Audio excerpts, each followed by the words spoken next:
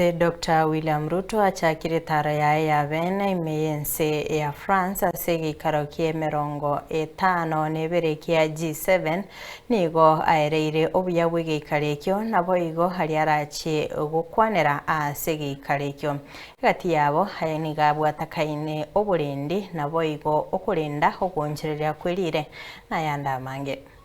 This is a most consequential and significant meeting, especially happening against the background of what is happening globally. And for us in the African continent, it is a build-up from where we were in 2023.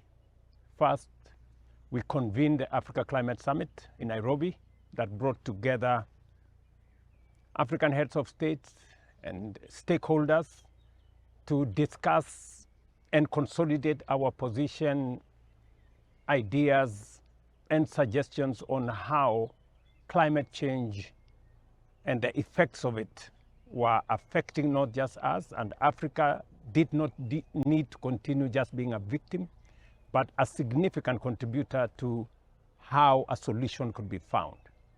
It is also against the background of Africa Forward Summit that we held last month, where 33 heads of state were in attendance with our friends from France.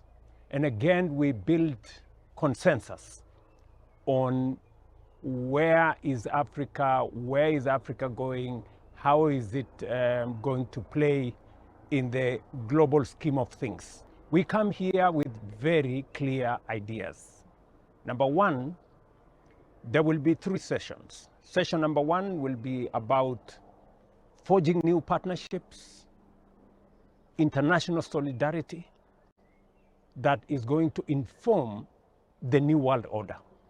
We are also going to be discussing development.